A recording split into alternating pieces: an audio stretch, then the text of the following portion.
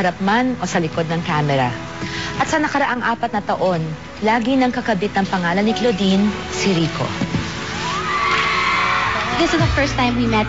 Simula nang magkatagpo sila sa Mula sa Puso, 5 taon nang nakakaraan, hanggang sa sinamahan natin sila sa 4 na taon nilang pagsasama, na in love na tayo kina Rico at Claudine. Sinuruan din naman nila tayo kung paano magmahal.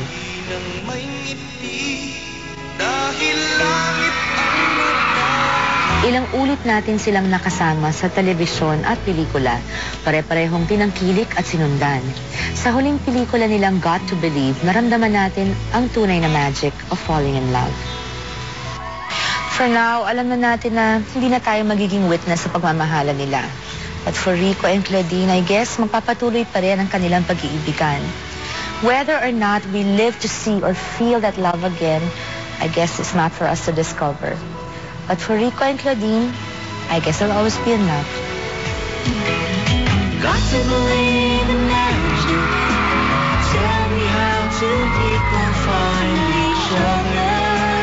Isang magandang umaga mga ka-RSCV. This is a compilation video ng mga interview na Rico yan at Claudine Barreto. Makikita natin ang tunay na pagmamahal na higit pa sa lahat ng inaasahan. Ang pag-ibig nilang ito ay hindi basta konsepto o paniniwala, kundi isang karanasang higit pa sa pagmamahal ng magulang. Mas malapit at mas personal kaysa sa pagmamahal ng isang kasintahan. At higit pang sumusuporta kaysa sa pinakamatalik na kaibigan. Ito ang tunay na greatest love na magkasama nilang tinamasa. And last but not the least, Rico yan! Greatest love. Ah! You know, that's, You know, I told Chris this before, but there's not a day in my whole life that I don't think of him. Because he is a big part of my life. In your life, sabi nila, you just have one great love, right? Parang ganyan. So parang ako, feeling ko, yung once upon a time lang talaga. Kung meron kayong hindi nakitang maganda sa akin, siguro meron siya nakitang maganda sa akin para tumagal kami ng ganon. Yung love na yon, hindi na mauulit yon sa buong buhay ko. Kailanman, magmahal man ako ulit, it's never gonna be the same.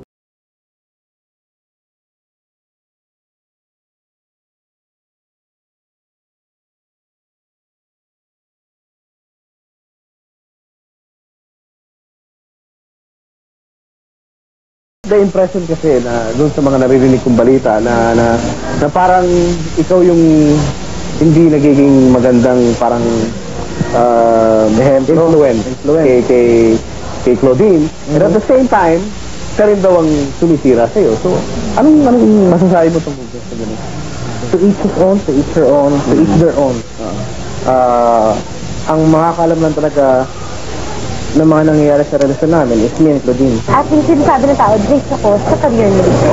Talaga? Yeah. Why would they say na malas ka sa career ni Rico? Because they're rude people. At this point ba, masasabi mo na si Claudine talaga yung love of your life? Diba? So talaga yung pinaka-mabigat na minahal mo. Gano'n. Oo naman. At this point in time, of course.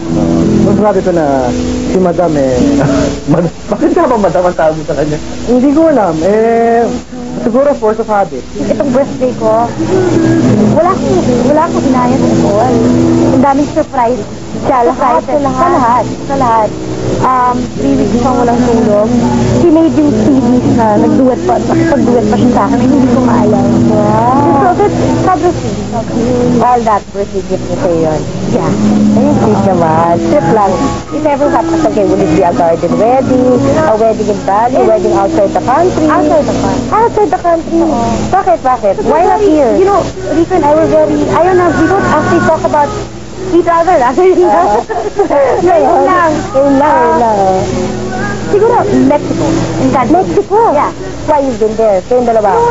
Sana ako naman love to woman. Sa movie? Doon ako magpapakasal. Titingnan mo na sa puso. So nandun lang, kung nanonood ako sa set, andun siya, he was kasama sa set. So ako pinagmamasdan ko siya. Yun na. Siguro mga 5 minutes, 10 minutes staring at her. Bigla lang napagano na ako. Parang, Rico, ang bobo mo. Right in front of you, darling.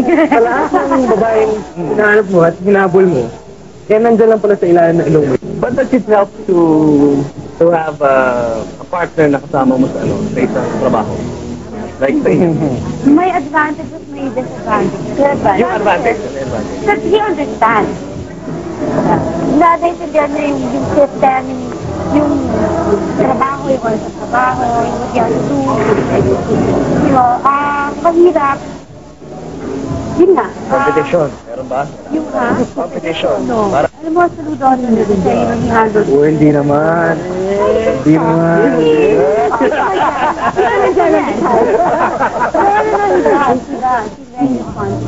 Like you.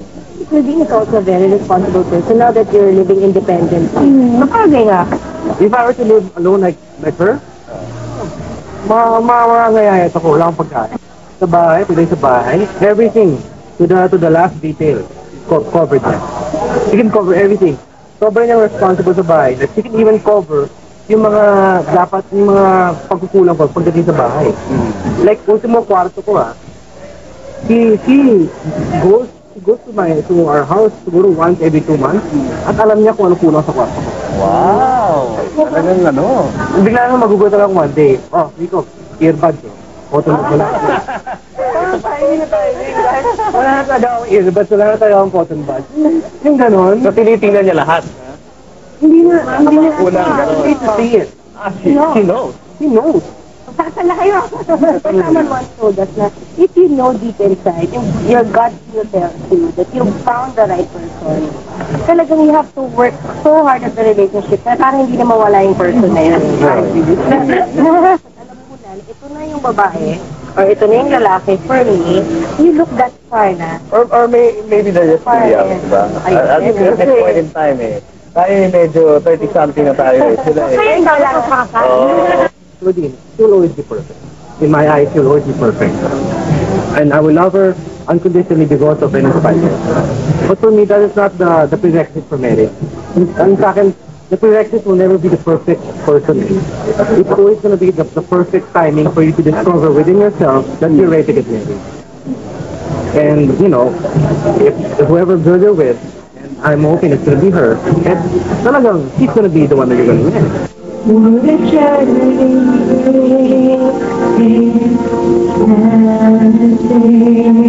Booking namin, Julius. Unahin na natin si Rico. Ano nga ba yung kanyang reaction nung una niya nakita si Claudine? I heard talagang physically attracted na siya kay Claudine. Kaya lang, na-intimidate siya sa beauty ni Claudine. Na-intimidate? Yes, at did you know also na sabi ni Rico, pag sinabihin na raw siya na I love you ng isang babae, akala niya mag-on na sila. Nagkamali siya. Hindi pala sila mag-on na noon. Kaya ang ginawa ng lalaki, nanligaw ulit all over again kay Claudine. And finally, nadaan sa tiyaga, sinagot siya. Kailan nga ba, Julius? March 4, malapit na yan. Finally, yun na ang anniversary. Malapit na anniversary. Ang kanilang 4th year na nga ba? Yes. Na anniversary. Okay. Sige. Ito na, yung dictionary. Nalaman namin kasi, Claudine, nung tinanong namin si Rico, kung anong definition ng perfect wife para sa kanya. Ang sagot niya, Claudine Barreto. Para sa'yo, ano naman ang definition ng perfect husband? Sige na nga, Rico, yan. Talaga? Pareho tayo. Wife pa. Bakit merong sige na nga, Rico? Bakit nga ba Siyempre perfect si Rico. wife and perfect husband? Kasi ano siya, well, he's close to perfect. He's responsible. And saka he takes good care of me.